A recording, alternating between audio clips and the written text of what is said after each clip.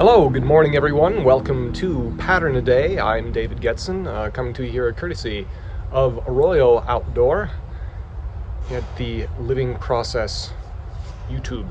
So today, pattern number 5. And pattern number 5 is Lace of Country Streets. This is now getting into the smaller, more patterns. We're starting to get into really the first pattern that has a kind of beautiful poetic sense to it. I really like the name of this. So let's start with reading into it right away and finding out the what's going on here. Let's state the problem. The suburb, I love this. The suburb is an obsolete and contradictory form of human settlement. I think that's very interesting. This was written in 1977. We're going to get to the therefore. We're going to get to the therefore and the solution that they propose, and then let's see what we think of this now, these decades later. The problem with the suburb, and of course in all of these patterns they write more about it. What I'm going over here is just the tiniest taste of the summary, so definitely check out that book if you like it. A suburb is neither fish nor fowl.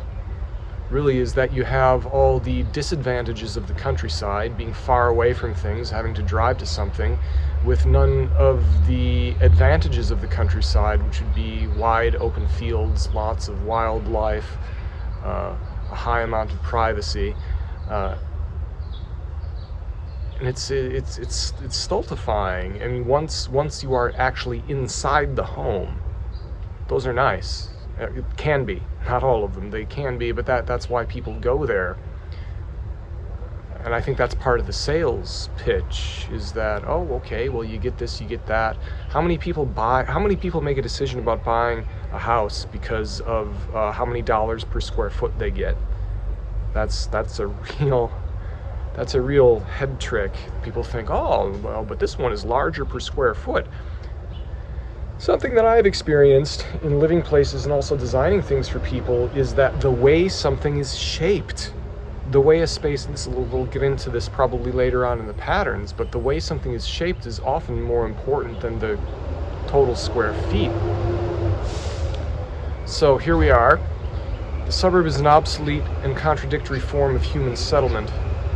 Therefore, in the zone where city and country meet, place country roads at least a mile apart so they enclose squares of countryside and farmland at least 1 square mile in area. Build homesteads along these roads, 1 lot deep, on lots of at least half an acre, with the square mile of open countryside or farmland behind the houses.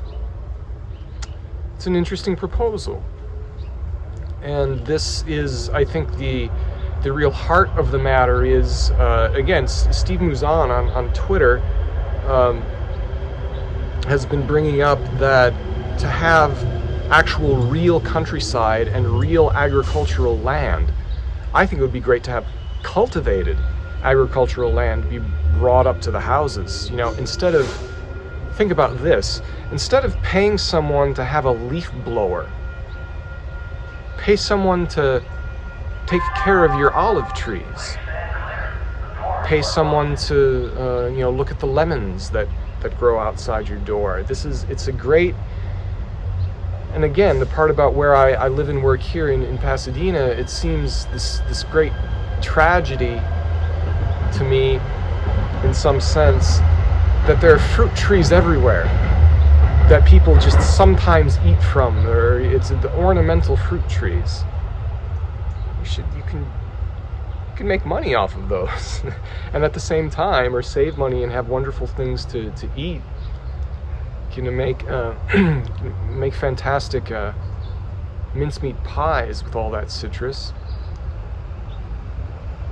Something that when I was living for a time with Christopher Alexander in the south of England, was kind enough, he and Maggie kind enough to welcome me there as I was helping set up an education program in Italy with them, visited them a number of times.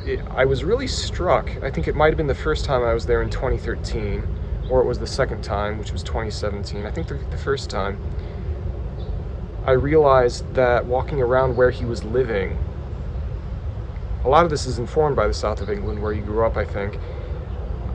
I saw a train go by there, Southern Rail train to Sussex, going through Binstead, seeing the canals and the River Arun, and I realized, wow, this is Broadacre City. Frank Lloyd Wright had an idea called Broadacre City, which gets roundly made fun of, but this lace of country streets talking about at least half an acre.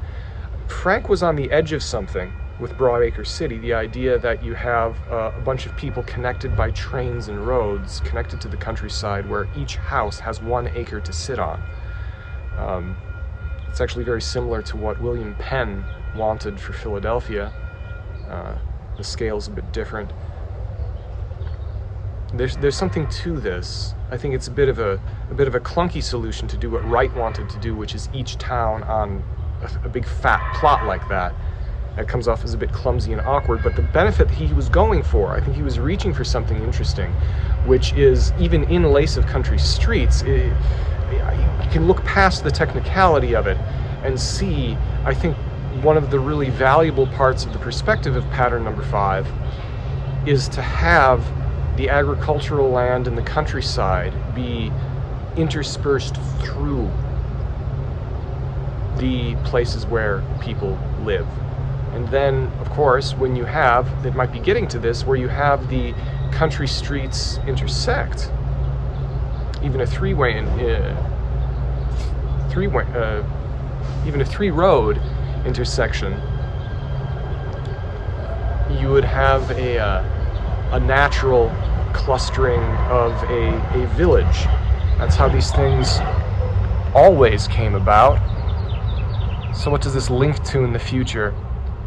This links to house cluster. This is next time on, it links to the countryside.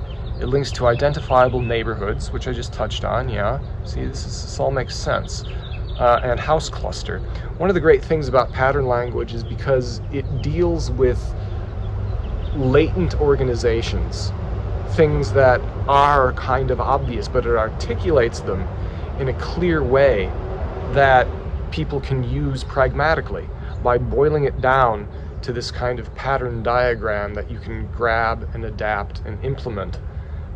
And the whole idea is not to use these as combinatory elements, not at all, but to develop new pattern languages for each project. And then this is intended to be a general framework overall. The whole point is to discover what has already been good so that we can continue the good things and to solve the things that we already know are problems. One of the phenomena, it's early. So a phenomenon that happens when people read this book is they feel like the book is reading their mind. Why? Because it's identifying things that we know are instinctively good.